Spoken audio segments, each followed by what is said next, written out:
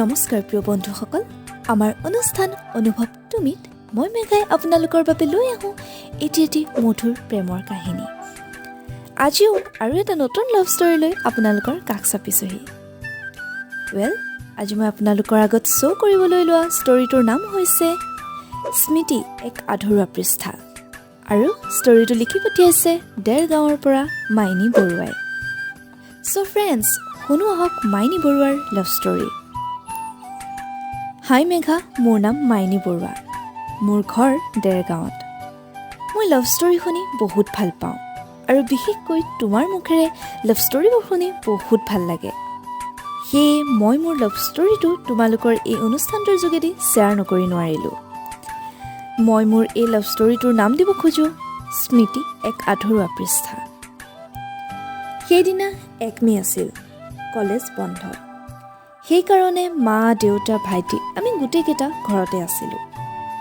তেতিয়া আকৌ মোৰ নিজৰ ফোন নাছিল, সেয়ে ঘৰৰ ফোনটোকে মই মাজে মাজে ইউজ কৰিছিলোঁ। আৰু সেইদিনাও তেনেদৰে ফোনটো ইউজ কৰি থাকোঁতে হঠাৎ মেছেঞ্জাৰত এটা মেছেজ আহিল, হেল্ল'। মেছেজটো চাই দেখিলোঁ যে এসপ্তাহমানৰ আগতে এই একেটা নাম্বাৰেই মোক আৰু এটা মেছেজ দি থৈছিল, আৰু সেই মেছেজটো মই সেইদিনাহে দেখিছিলোঁ। তেতিয়া মই ইমান FB মেছেঞ্জাৰ ইউজ নকৰোঁৱেই। অচিনাকি মানুহৰ মেছেজ আহিলে ৰিপ্লাইও নিদিওঁ। কিন্তু সেইদিনা মোৰ কি হৈছিল মই নাজানো, সেই মেছেজটো ৰিপ্লাই নিদিয়াকৈ থাকিব নোৱাৰিলোঁ। হাই, মোক চিনি পাইছেনে মাইনী? পাইছোঁ। তুমি জিষ্ণু নহয় জানো? বাৰু, চিনি পালা যে আকৌ।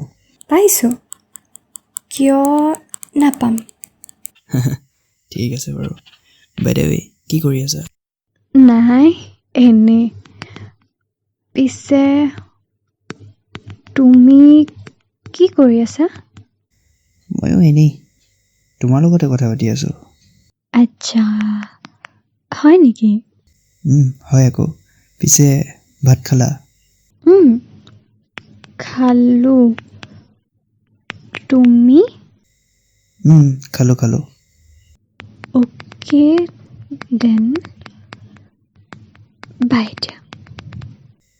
হ'ব দিয়া, bye. Good night. Good night.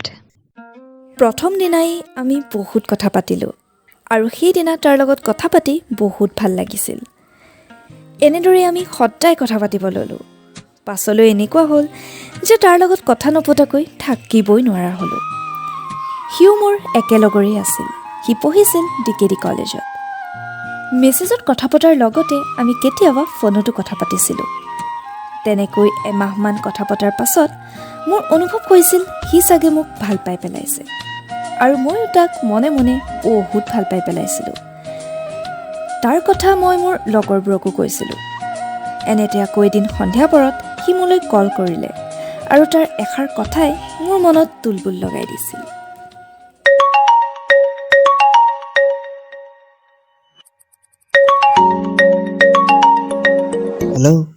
Hello' Jishnu. কি কৰি আছা? কি কৰিবা, এনে। তুমি?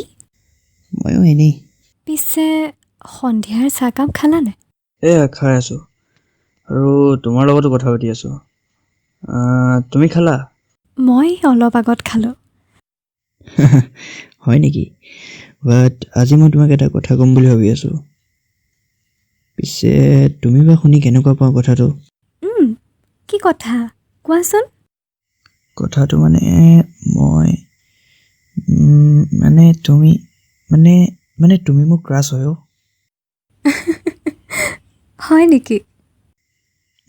হয় আকৌ। তোমাৰ ক্ৰাছ কোন ন? আছে আৰু এটা, পিছত ক'ম দিয়া। ঠিক আছে বাৰু, কিন্তু ক'বা আকৌ দেই। ক'ম। এতিয়া বাই হা। হ'ব দিয়া, বাই। সেইদিনা সি মই তাৰ ক্ৰাছ বুলি কৈছিল যদিও মই তাক একো নক'লোঁ। কথাটো শুনি মোৰ বহুত বেছি ভাল লাগিছিল, কিন্তু মই যে তাক ভাল পাওঁ সেইটো কথা তাক জানিবলৈ দিয়া নাছিলোঁ। আৰু তাৰ দুদিনমানৰ পাছতে সি মোক প্ৰপ'জ কৰিলে, আৰু ময়ো একো নাভাবি সেইদিনাই তাক য়েছ কৈ দিলোঁ। সেইদিনা 29 মে আছিল আৰু সেই বিশেষ দিনটোৰ পৰাই আমাৰ ৰিলেশ্যনশ্বিপটো আৰম্ভ হ'ল। কিন্তু মই তাক তেতিয়ালৈকে লগেই পোৱা নাছিলোঁ। আমি ফাৰ্ষ্ট লগ পাইছিলোঁ টিউশ্যন ক্লাছত। তাৰ আৰু মোৰ ঘৰ বেছি দূৰত নহয়, চ' আমি একেটা কোচিঙতে ক্লাছ ল'লোঁ। সি যোৱাৰ দুদিনমানৰ আগৰ পৰা মই ক্লাছ গৈছিলোঁ। অৱশ্যে সি কোৱা মতে মই তাত ক্লাছ লোৱা কাৰণেহে হেনো সি তাত এডমিশ্যন লৈছিল। সেইদিনা আকৌ আমাৰ টেষ্ট লোৱাৰ কথা আছিল। প্ৰথম লগ পোৱা দিনটোৰ কথা মোৰ ভালকৈ মনত আছে। প্ৰথমতেতো মই গৈ তাৰ লগতে বহিব লগা হৈছিল। একেলগে বহিছিলোঁ যদিও সিও মোক মতা নাছিল আৰু ময়ো। সেইদিনা ক্লাছ কৰি থাকোঁতে মই কেৱল তাকেই চাই থাকিলোঁ। তেনেকৈয়ে দিনবোৰ পাৰ হ'ল। মেছেজ, ফোন, ভিডিঅ' কল দিনটোত কেইবাৰ যে কৰা হৈছিল হিচাপেই নাছিল। সঁচাকৈ মেঘা, মই তাৰ লগত বহুত বেছি হেপ্পী আছিলোঁ। সিও মোক বহুত ভাল পাইছিল। তেনেকৈয়ে 3 মাহমান পাৰ হোৱাৰ পাছত মাজতে তাৰ ফোনটো ভাঙি যোৱাৰ বাবে আমাৰ কথা পাতিবলৈ বহুত প্ৰব্লেম হৈছিল। তথাপিও আমাৰ মৰমবোৰ কমি যোৱা নাছিল। সি যেনে তেনে হ'লেও এফবিত এটা হ'লেও মেছেজ দিছিল আৰু তাৰ সেই এটা মেছেজৰ কাৰণেই মই গোটেই দিনটো অপেক্ষা কৰিছিলোঁ। বহুত মন গৈছিল আগৰ নিচিনাকৈ কথা পাতিবলৈ, কিন্তু পৰা নাছিলোঁ। আমাৰ সেই আগৰ মেছেজবোৰকে পঢ়ি কিবা যেন ভাল লাগিছিল। তাৰ সেই লাষ্ট চিনটো এতিয়াও মনত আছে, 9:44 AM। তাৰ তেতিয়া অকল টিউশ্যনতহে লগ পাইছিলোঁ। ঐ ল'ৰা। আমাৰ বাইদেউ। হয় হয়, আজিকালিতো আগৰ দৰে কথা পতাই নহয়। কি কৰিবা আৰু, কথা পতা নহয় মানে মোবাইলটো ভাল কৰিবলৈ দি থৈছোঁ। দিয়াই নাই ঘূৰাই এতিয়ালৈকে।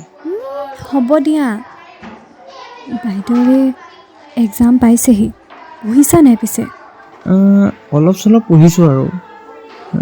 তুমি পঢ়িছা নাই? ময়ো পঢ়ি আছোঁ আৰু যিমান পাৰোঁ। ঠিক আছে বাৰু, এতিয়া বাই হা। বাই বাই, আকৌ নেক্সট ক্লাছত লগ পাম। আকৌ ছোৱালীজনীয়ে লিখিছে যে সদায় সি মোৰ আগৰ বেঞ্চখনতে বহিছিল, ইমান যে অশান্তি কৰিছিল। এতিয়া সেইবোৰ মনত পৰিলে বেয়াহে লাগে। মই কেতিয়াবা তাৰ লগতেই টিউশ্যন অহা যোৱা কৰিছিলোঁ। তেতিয়াৰ সেই সময়বোৰ এতিয়া মোৰ বাবে এক বুজাব নোৱাৰা সাঁথৰ। যিমান কেইদিন টিউশ্যন কৰিলোঁ, সেই দিনকেইটাত সি এটা দিনো টিউশ্যনলৈ নহাকৈ থকা নাছিল। কেতিয়াবা মোক টিউশ্যন নাযাওঁ বুলি কৈ মোতকৈ আগতেই গৈ ৰৈ থাকেগৈ। তাৰ এইবোৰ কথাই মোৰ বহুত ভাল লাগিছিল। মোৰ দেউতা নহালৈকে সি মোৰ কাৰণে টিউশ্যনত ৰৈ থাকিছিল। তাৰ পাছত সি পূজাত এটা ফোন ল'লে আৰু আমি আকৌ আগৰ নিচিনাকৈ কথা পাতিব ল'লোঁ। বেছিকৈ কথা পাতি থাকিলে কাজিয়াও হয়। আমাৰ আগৰ পৰাই সৰু সৰু কথাতে কাজিয়া হৈছিল। মই তাক মোৰ সকলো কথাই খুলি কৈছিলোঁ, কিন্তু সি মোক সকলো কথা খুলি কোৱা নাছিল। বহুত সুধি থাকিবলগীয়া হৈছিল। বেছিকৈ সুধি থাকিবলৈও ভাল নালাগে। তেনেকৈ কাজিয়া লাগি আমাৰ বহুতবাৰ ব্ৰেকআপো হৈছিল। মাজে মাজে তাৰ কিছুমান কথা শুনিলে মোৰ এনেকুৱা লাগে সি যেন মোক ভালেই নাপায়। মোৰ এটা প্ৰব্লেম আছিল, কাজিয়া হ'লেই মই হোৱাটছআপটো ডিলিট কৰি দিওঁ আৰু সি যেতিয়ালৈকে নকয় তেতিয়ালৈকে মই হোৱাটছআপটো ইনষ্টল নকৰিছিলোঁ। তাৰো চাগে মোৰ এই কামবোৰ আমনি লগা হৈ আহিছিল। খং উঠিলে বহুত বেয়াকৈও কৈছিল মোক। তথাপিও মই ভবা নাছিলোঁ আমাৰ এই ৰিলেশ্যনশ্বিপটো ইমান সোনকালেই শেষ হৈ যাব বুলি। আমাৰ ব্ৰেকআপ হৈছিল 9 জানুৱাৰীত। ব্ৰেকআপ হোৱাৰ তেনেকৈ একো বিশেষ কাৰণ নাছিল। সৰু সৰু কথাতে কাজিয়া লাগি আমাৰ আগতে বহুতবাৰ ব্ৰেকআপ হৈছিল যদিও অলপ সময়ৰ পাছত সি নহ'লে মই হ'লেও মেছেজ বা ফোন কৰি চৰি কৈছিলোঁ। কিন্তু এইবাৰ সিও একো নক'লে আৰু ময়ো। কিন্তু মই তালৈ ৱেইট কৰিছিলোঁ। সি ফোন কৰিব বুলিয়েই মই 2 দিন ৰৈ আছিলোঁ। কিন্তু সি একো নকৰাৰ কাৰণে মই এফবিত এটা মেছেজ দিলোঁ, এই বুলি ভাবি যে মই যেনেকৈ ৰৈ আছোঁ সিও চাগে ৰৈ আছে। মই মেছেজ দিলে সি ভাল পাব আৰু আমাৰ মাজত হৈ থকা এই খেলিমেলিবোৰ ঠিক হৈ যাব। কিন্তু তেনেকুৱা একো নহ'ল। মই মেছেজ দিলে সি মোক ব্লক কৰি দিম বুলিহে ক'লে। মনটো বহুত বেয়া লাগিছিল। যদিও মই তাক একো নক'লোঁ, কেৱল মোক ব্লক কৰি দিবলৈ ক'লোঁ। মই ভাবিলোঁ তাৰ মোৰ ওপৰত খং কমাই নাই, খং কমিলে নিজেই মেছেজ কৰিব। কিন্তু 2 দিনৰ পাছতে মই তাৰ ভনীয়েক এজনীৰ লগত কথা পাতিছিলোঁ, যিজনী মোৰ লগত আগৰ পৰাই চিনাকি আৰু মোৰ লগত বহুত ভাল আছিল।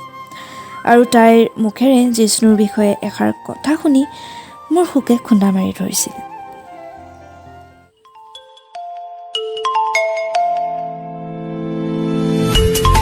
হেল্ল'। হেল্ল'। মাইনী বা। কি কৰিছা? এনেই আছোঁ। তুমি? মই কিতাপ এখনকে অলপ চাই আছিলোঁ। আচ্ছা, তোমালোকৰ এক্সামো আহি পালেহিয়ে নহয়, পঢ়িছা নে পিছে? পঢ়িছোঁ। আচ্ছা, ঠিকে আছে বাৰু দিয়া। ৰিজাল্টৰ দিনা পাৰ্টি খাব গৈ আছোঁ কিন্তু। ভাল হ'লে আহিবা দিয়া। ভালেই হ'ব দিয়া, টেনশ্যন নল'বা। ঐ, জিষ্ণুৰ খবৰ কেনেকুৱা? পঢ়িছেনে সি? তাৰ ভালেই। পঢ়িছে সি অলপ চলপকে। আমাৰ মাজৰ সম্পৰ্কটোত কাৰণো চকু পৰিলে নাজানো আৰু। ইমান সৰু সৰু কথাতে, কিন্তু মই আজিও ৰৈ আছোঁ তাৰ বাবে জানা। কি জানিবা সি মোৰ জীৱনলৈ পুনৰ ঘূৰি আহে। বা, এইবোৰত তুমি লাগি নাথাকিবা। ভালদৰে পঢ়া আৰু এটা ভাল কেৰিয়াৰ গঢ়ি তোলা। আৰু যিমান পাৰা তাক পাহৰিবলৈ চেষ্টা কৰা। কিন্তু প্ৰিয়া, মই তাক পাহৰিবলৈ বহু চেষ্টা কৰিলোঁ। তথাপিওচোন তাক পাহৰিবই পৰা নাই মই। বা, মই কথা এটা কওঁ, বাট প্লিজ তুমি ভাগি নপৰিবা। জিষ্ণুদা আকৌ চুমি নামৰ এজনীৰ লগত ৰিলেশ্যনশ্বিপত আহিলে। কি? বা, সি নতুনকৈ ৰিলেশ্যনত আহিলে। বা, তুমি এইবোৰ চব এটা বেয়া সপোন বুলি ভাবি পাহৰি যোৱা আৰু এটা নিউ লাইফ ষ্টাৰ্ট কৰা, বুজিছা? মই যিমান পাৰোঁ চেষ্টা কৰিম প্ৰিয়া, তোমাৰ কথাবোৰ ৰাখিবলৈ। প্লিজ বা, এইবোৰ ভাবি নাথাকিবা এতিয়া। আৰু তোমাৰ এক্সামো আহি পাইছেহি, ভালকৈ পঢ়াত মন দিয়া এতিয়া। প্ৰিয়া, মই এতিয়া ফোন ৰাখিছোঁ দেই, বেয়া নাপাবা। মই এই মুহূৰ্তত তোমাৰ লগত আৰু কথা পাতিব নোৱাৰিম চাগে। এনেদৰেই কৈ মই কলটো লগালগ কাটি দিলোঁ আৰু মোৰ চকুৰে চকুলো বাগৰি আহিব ধৰিলে। একোৱেই কৰিব পৰা নাছিলোঁ মই। পঢ়া টেবুলত বহি আছিলোঁ যদিও পঢ়িব পৰা নাছিলোঁ। ভোক পিয়াহ যেন সকলো হেৰুৱাই পেলাইছিলোঁ সেইদিনা। ৰাতিও মই অলপ শুব পৰা নাছিলোঁ। কেৱল মনলৈ সেইবোৰ কথাই আহি আছিল। সি কিয় এনেকুৱা কৰিলে মোৰ লগত মই নাজানো। পাছদিনা মই তাক ফোন কৰিম বুলি ভাবিও নকৰিলোঁ। একোৱেই নুসুধিলোঁ মই তাক। কেতিয়াবা তাৰ লগত কথা পতা হয়, কথা মানে অকল কাজিয়া কৰাহে হয়। খং উঠিলে এতিয়াও সি মোক ব্লক কৰি দিয়ে আৰু ময়ো। সি ব্লক নোখোলালৈকে ময়ো নোখোলোঁ। তেনেকৈয়ে দিনবোৰ পাৰ কৰি আছোঁ। সি এতিয়া তাৰ নতুন GFৰ লগত হেপ্পী। সেইবোৰৰ মাজত মই কেতিয়াও সোমোৱা নাই আৰু নোসোমাওঁ। তাৰ লগত ব্ৰেকআপ হোৱাৰ পৰা মোৰ এই ৰিলেশ্যনশ্বিপবোৰৰ ওপৰত বিশ্বাস নোহোৱা হ'ল। মনো নাযায় আকৌ এইবোৰত সোমাব। পিছত কি হয় নাজানো, বাট এতিয়া মই ছিংগল। মই এতিয়া এনেকৈ হেপ্পী। নাজানো আৰু পাছত কি হয়। মনে বিচৰা ধৰণে কাৰোবাক পালে আহিবও পাৰোঁ ৰিলেশ্যনত, কিন্তু এতিয়ালৈকে নাই পোৱা। এয়াই আছিল মোৰ love story. And thank you so' much Megha, তুমি মোৰ লাভ ষ্টৰীটো শ্বেয়াৰ কৰাৰ বাবে।